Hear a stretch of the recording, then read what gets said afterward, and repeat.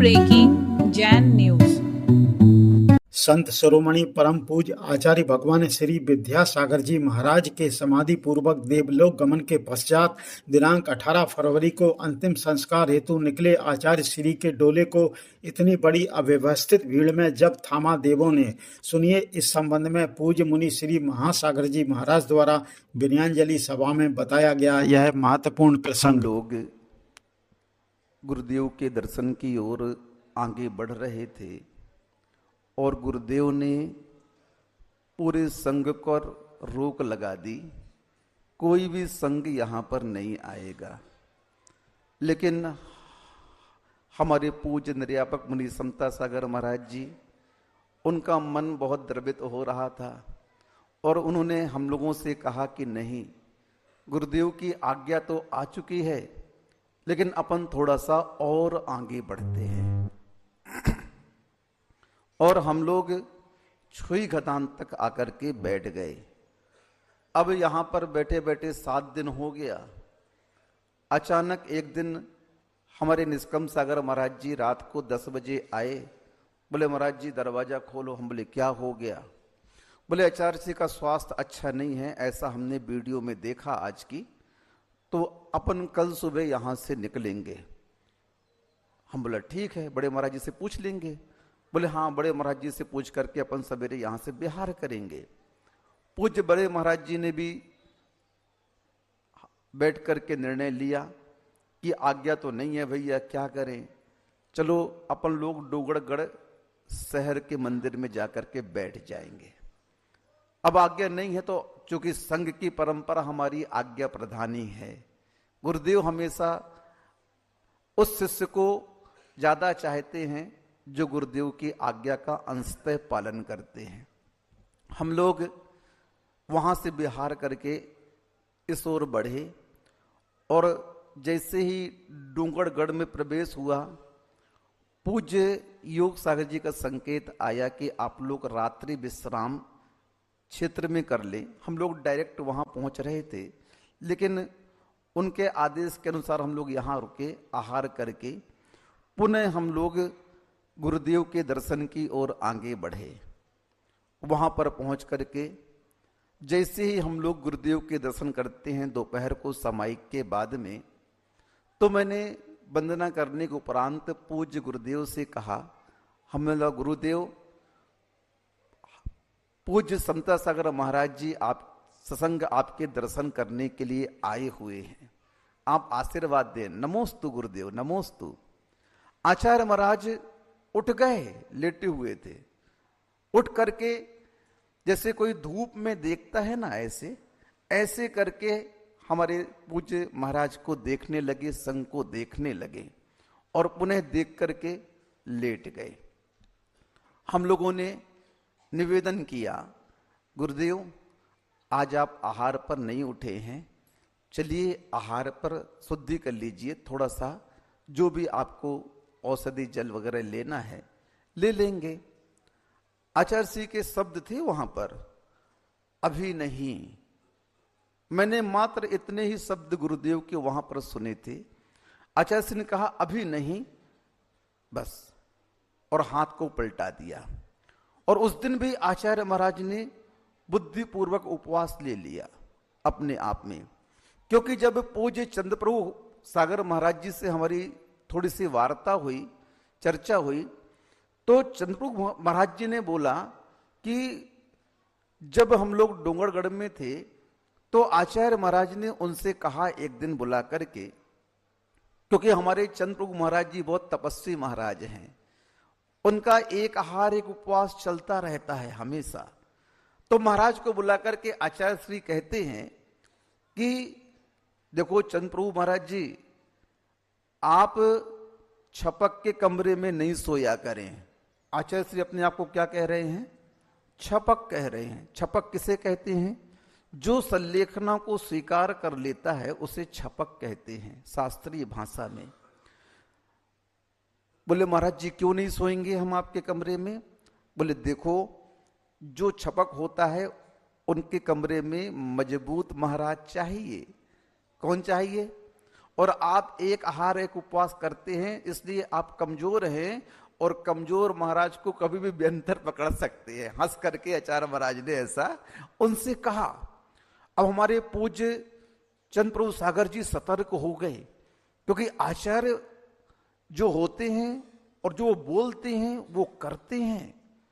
आचार्य महाराज ने जब अपने आप को छपक कहा तो हमारे चंद प्रभु महाराज जी सतर्क होकर के और थोड़ा सा गौर से उनकी चर्या देखने लगे। हम आप पूरा विश्व ये समझता था कि आचार्य महाराज बीमार हैं और बीमारी ने आचार्य महाराज को कमजोर बना दिया। नहीं, ये हम आपकी भूल है सबसे बड़ी। आचार्य महाराज कहीं से भी कमजोर नहीं थे। बीमारियां, रोग तो जो था तो था, क्योंकि वही रोग साधु के लिए परिसह में रखा गया है, और वही परिसह साधु की कर्म निर्जरा का कारण हुआ करता है। आचार्य महाराज अपने शरीर से पूरी तरह से अवगत थे। वो अपने शरीर की स्थिति को पूरी तरह से जान रहे थे, और हमारे पूज्य चंद प्रभु सागर भी सतर्क हो गए थे। हमारी जब उनसे बात हुई तो उन्होंने कहा कि जिस दिन से आचार्य महाराज जी ने मुझसे ये कहा है कि मैं छपक हूं और छपक के पास में मजबूत महाराज होना चाहिए, उस दिन से उन्होंने उपवास का त्याग कर दिया था। एक आहार एक उपवास करने वाले साधु ने उपवास का त्याग कर दिया और उनकी परिचर्या को बड़े ध्यान से देखने लगे। और उन्होंने कहा कि आचार्य श्री ने बिल्कुल क्रम से संलेखना ली है। आगम में जो संलेखना का क्रम आता है उसी क्रम से आचार्य महाराज ने धीरे धीरे, क्योंकि हमारे आचार्य महाराज दुनिया को संलेखना कराने वाले हैं, और उन्होंने जीवन में सतलेखन ही तो किया है। और क्या किया है? जिन्होंने जीवन में सतलेखन किया है उनको संलेखना लेनी नहीं पड़ती है, उनकी संलेखना तो अपने आप हो जाती है। लेकिन फिर भी आगम के अनुसार हमारे आचार्य महाराज बहुत सतर्क थे, और उन्होंने क्रम क्रम से उस औषधि आहार आदि को कम किया। हमारे महाराज बता रहे थे, जब वह आहार करते तो वो आहार में जाते और उनकी उस आहार की क्रिया को गिनते थे कि आचार्य महाराज ने आज कितने अंजलि क्या लिया, और उनको यह स्पष्ट हो रहा था कि प्रतिदिन आचार्य महाराज उस क्रम को घटा रहे थे, कम करते जा रहे थे, और अंत के आखिरी दिन में मात्र 1-2 अंजलि जल औषधि लेकर के बैठ गए। जब आयुर्वेद के डॉक्टर स्वप्निल जी थे, उन्होंने कहा आचार्य श्री आज आपने बहुत कम लिया। बोला जितना लेना था मैंने अपने हिसाब से ले लिया। दूसरे दिन आचार्य महाराज ने उपवास ग्रहण कर लिया। मैं ये बातें इसलिए बता रहा हूं कि कई लोगों की ये भ्रांतियां हैं कि आचार्य श्री होश में नहीं थे। मैं उन सभी को यह विदित करना चाहता हूं, आचार्य श्री पूरी तरह से होश हवास में थे, पूरी तरह से। इतनी चेतना आचार्य महाराज की कि आप सोच नहीं सकते हैं। हम लोग जब पहुंचे तो हम लोग के सामने भले उन्होंने कुछ बोला नहीं, एक दिन घटना गजब हो गई। हमारे पूज्य श्री समता सागर महाराज जी ने बोला सुबह सुबह आचार्य श्री ठंड लग रही क्या? आचार्य श्री ने सिर हिला दिया। आचार्य श्री गर्मी लग रही क्या? आचार्य श्री ने सिर हिला दिया। आचार्य श्री वेदना हो रही क्या? हाथ जोड़ लिए, मस्तक पर रख करके सिर हिला दिया। गजब की बात है, इतने बड़े आचार्य, इतने सजग। दूसरे दिन की बात है, हम लोग जब 16 तारीख को पहुंचे, उस दिन आचार्य श्री 2 बार उठ करके बैठे अपने से, और बैठ करके अपने हाथों से घुटने को पकड़ लिया और सुचिंतन की मुद्रा में 5 मिनट तक बैठे रहे आचार्य श्री। हमने बोला देखो तो अभी भी इतनी शक्ति है आचार्य महाराज के पास में, वो बैठ रहे हैं। मैंने देखा जैसे करवट लेते थे, पिछी को और हाथ करते थे। हमने बोला अभी भी इनकी पिछी हाथ से छूट नहीं रही है। इतनी जागरूकता हाथों में इतनी शक्ति थी आचार्य महाराज के, मैंने देखा कि वो पिछी पकड़ते थे हाथों से। गजब हो गया। भले ही वो परिमार्जन नहीं कर पा रहे, लेकिन मुट्ठी से पकड़ लेते। हम लोग बोलते अच्छा से हम लोग परिमार्जन कर रहे हैं, आप विकल्प ना करें। और परिमार्जन करके ही आचार्य श्री करवट लेते थे। हम लोगों ने एक बार सोचा थोड़ा सा कि एक तखत गड़ रहा होगा आचार्य श्री को, तो एक नेपकिन रख दी। आचार्य श्री ने एक हाथ से नेपकिन को अलग कर दिया, क्योंकि पूरी जिंदगी उन्होंने हम लोगों को यही कहा कि ये सब चीज का प्रयोग नहीं करना है। सिर के नीचे कुछ भी नहीं रखा, हाथ के बल ऐसे अपने ही लेटे रहते थे आचार्य श्री। गजब की चर्या थी। दूसरे दिन की बात है, सुबह हुई, आहार चर्या का समय हुआ। हम लोगों ने पुनः आचार्य श्री से कहा, आचार्य श्री आज कुछ ले लीजिए। कल आपने उपवास कर लिया था, आपका कल उपवास था, आज पारणा कर लीजिए। पूरा संघ मौजूद था, प्रसाद सागर महाराज जी थे, पूज्य योग सागर जी थे, सभी महाराज वहां पर खड़े हुए थे। मैंने बोला आचार्य श्री आज कोई औषधि नहीं देंगे आपको, मात्र आप थोड़ा सा जल ले लेंगे। इतना मैंने कहा और आचार्य श्री मुस्कुरा दिए। योग सागर महाराज जी कहते हैं, महासागर जी मैं इतने दिन आया, आज तक आचार्य श्री की मुस्कुराहट नहीं देखी, और आपके इस निवेदन से आचार्य श्री मुस्कुरा रहे हैं, गजब हो गया।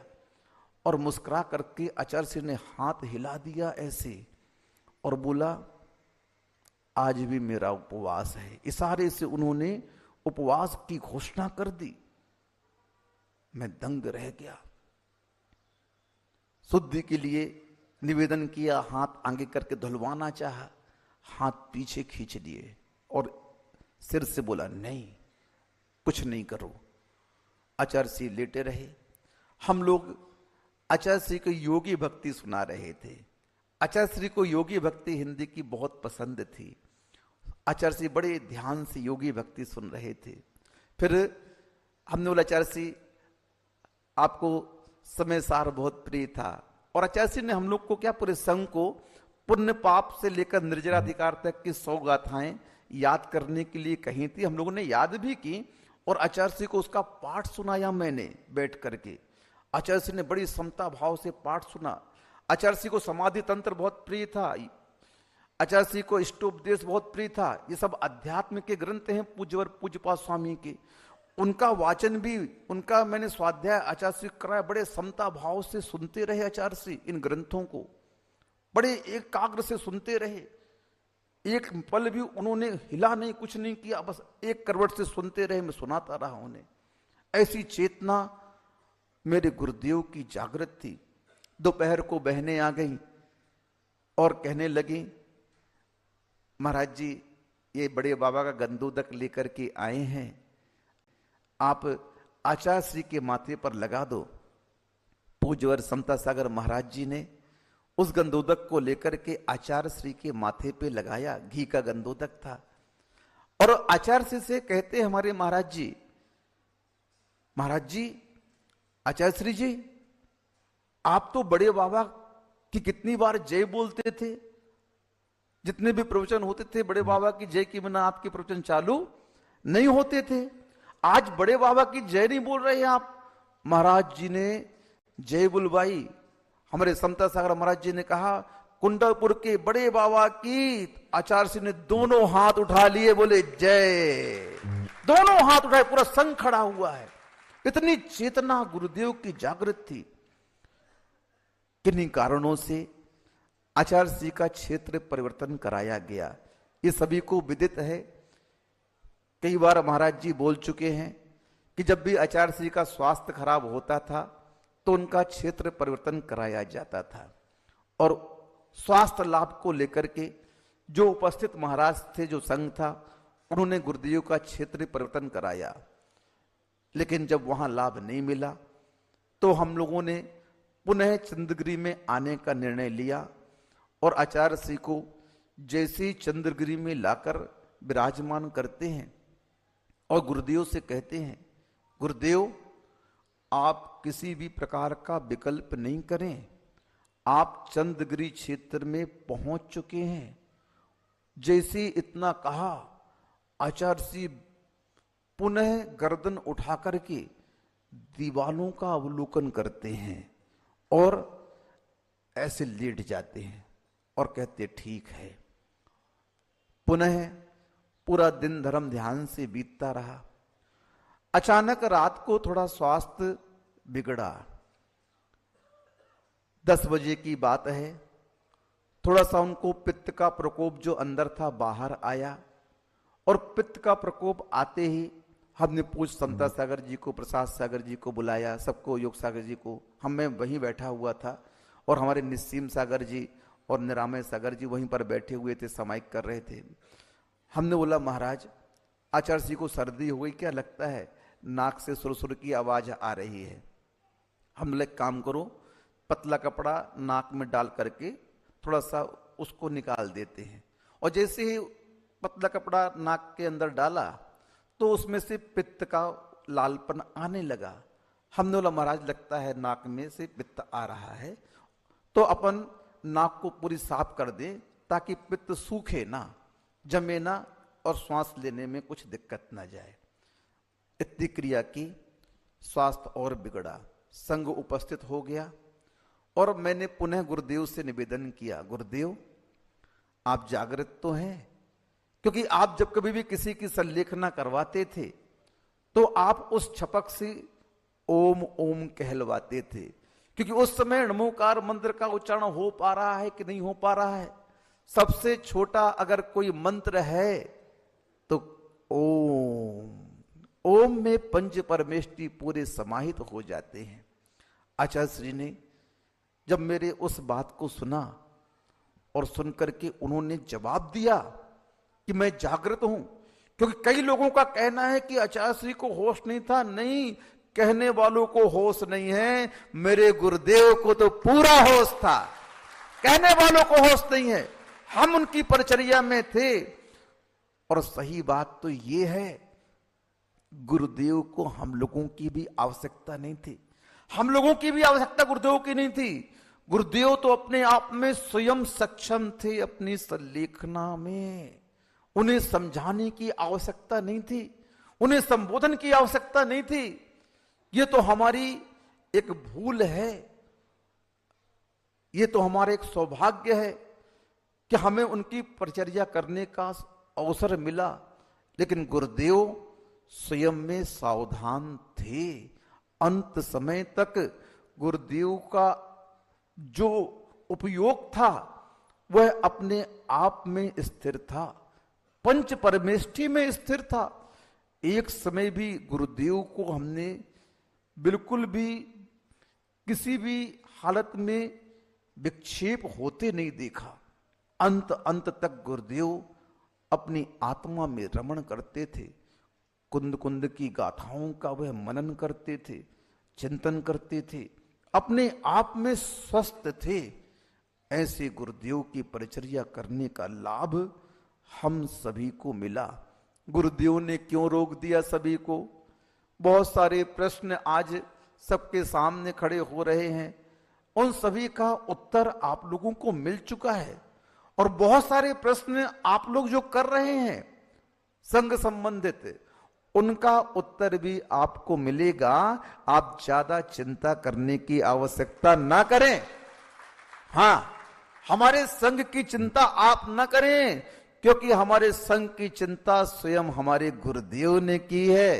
इतने बड़े आचार्य, इतने बड़े आगम के ज्ञाता, जिनको देख करके लोग आगम कहते थे, वो स्वयं अपने आप में आगम हैं, थे और रहेंगे। और उस आगम की चर्या करने वाले संघ की व्यवस्था करके जाते हैं। हर कुछ उन्होंने व्यवस्थित किया है। सभी प्रकार से आगम में जो एक आचार्य के लिए कर्तव्य रूप कहा जाता है, उस कर्तव्य को आचार्य महाराज ने बखूबी निभाया है। कहीं भी आचार्य महाराज ने उस कर्तव्य को छोड़ा नहीं है। अब ये बात अलग है कि आप उनके निर्देशन का पालन ना करें तो ये आपकी कनिष्ठता कहलाएगी, ये आपका दुर्भाग्य कहलाएगा। इसीलिए गुरुदेव की स्थिति शुरू से लेकर अंत तक सजग थी। गुरुदेव स्वयं में सावधान थे और उन्होंने स्वयं को छपक के रूप में स्वीकार किया और उन्होंने क्रम से अपनी संलेखना की है। इसलिए ऐसे आचार्य महाराज की संलेखना को लेकर के कोई भी शंका प्रश्न आदि नहीं करना चाहिए। उनकी चर्या के साक्षी हम लोग तो थे ही थे, लेकिन साथ में देव भी थे। आप लोगों को पता नहीं कितने देव आए। ये मनुष्य सोचते होंगे कि भगवान का डोला हमने उठाया गुरुदेव का, नहीं, वहां पर इतनी भीड़ थी और डोला में हाथ लगाने वाले एक नहीं थे, असंख्यात देव थे। हमने देखा उस भीड़ में कि कौन डोला पकड़े हुए है, कोई को कोई सुध नहीं है। सारी जनता मात्र हाथ लगाने की होड़ कर रही, गुरुदेव के डोले में हम हाथ लगा लें। हाँ, और उस अव्यवस्थित अवस्था में अगर देखा जाता तो डोला कभी भी पलट सकता था, लेकिन देवों ने आकर के उस डोले को थामा है और गुरुदेव हवा में विहार करके गए। जैसे पानी की लहरें आती जाती है ना, वैसे गुरुदेव का डोला कहीं यहां जाए, कहीं वहां जाए, कहीं वहां जाए।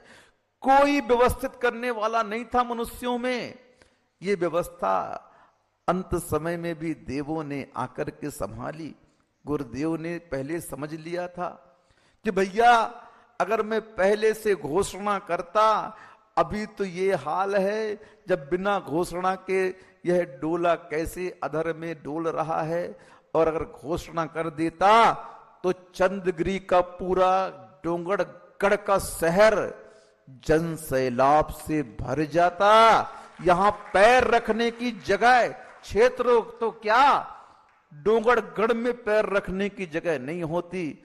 और उस अव्यवस्था का दोष मेरे गुरुदेव को लगता, लेकिन मेरे गुरुदेव अपने जीवन में कभी कोई दोष लगाना नहीं चाहते थे। इसलिए उन्होंने किसी को भी नहीं कहा, क्योंकि जानते हैं उस अव्यवस्था का अंत में हमें दोष लग जाएगा। इतने सजग हमारे गुरुदेव अपने आप में रह करके और उस आत्मा की साधना करते हुए इस संसार को सब कुछ देकर के गए हैं।